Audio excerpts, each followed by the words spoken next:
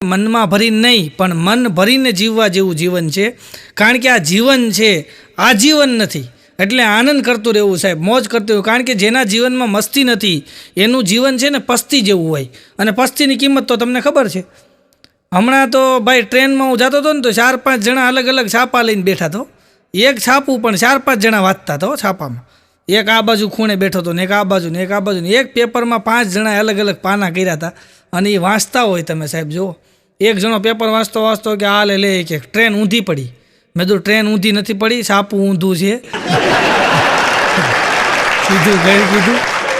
અને આ છાપાની મજા છો ભાઈ. તમે જો છાપું એવું છે કે છાપું વસ્તુ એવી છે કે જો તડકો હોય ને તડકો તો છાપાથી છાંયો થઈ જાય. તડકો હોય તો છાંયો થઈ જાય. બરાબર ગરમી થતી હોય તો એનાથી તમે પવન નાખી શકો. હાથ ભીના હોય તો એથી રૂમાલ બની જાય. બેહવું હોય તો આસનિયું બની જાય. જમવું હોય તો થાળી બની જાય. ક્યાંક વસ્તુ લઈ જવી હોય તો પડીકું બની જાય. રમવું હોય તમારે એનાથી તો એ આમ છે ને વિમાન બની જાય. પાણી હોય તો હોડી બની જાય. પાણી ન હોય તો ટીશ્યુ પેપર બની જાય. કાગળની મજા છે ભાઈ, અઘરું છે ભાઈ. પણ હું 4-5 જણા બેઠા હતા બરાબર અને પેપર વાંચતા, ત્યાં આમથી ઇકો ગાડી આવી હો. ઇકો ગાડીમાં ધડ 7 જણા ઉતર્યા હો, ધોકા ને પાઇપ લઈને. અને ઓલા 4 જણા છાપા વાંચતા એને પૂછ્યું કે આમાં જયંતિ કોણ છે?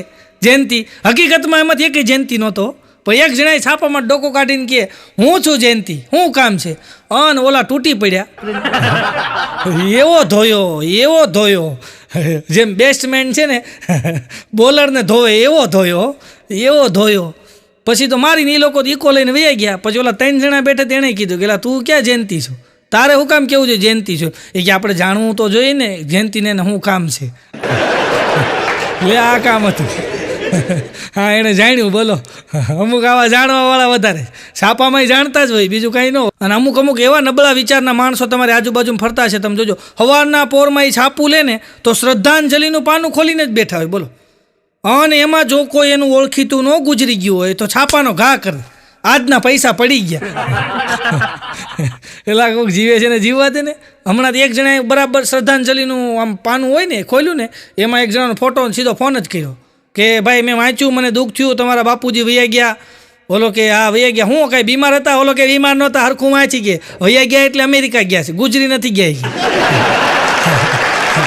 શુભેચ્છાની પોસ્ટ છે, શ્રદ્ધાંજલિ નથી, જરાક જોઈ. અમુક આમને ફોન જ કરી દે સીધા. ગુરુ છે ભાઈ. હમણાં એક જણો તો પોલીસ સ્ટેશન ગયો, સાહેબ ફરિયાદ લખી લ્યો. સાહેબ કે પણ છે હું? અરે મારું ખીચું કપાઈ ગયું. મારું ખીચું કપાઈ ગયું. ક્યાંથી? કે રેલવે સ્ટેશનેથી. તો રેલવે સ્ટેશન તું શું કરતો હતો? અરે સાહેબ હું તો રેલવે સ્ટેશને બોર્ડ લખતો હતો,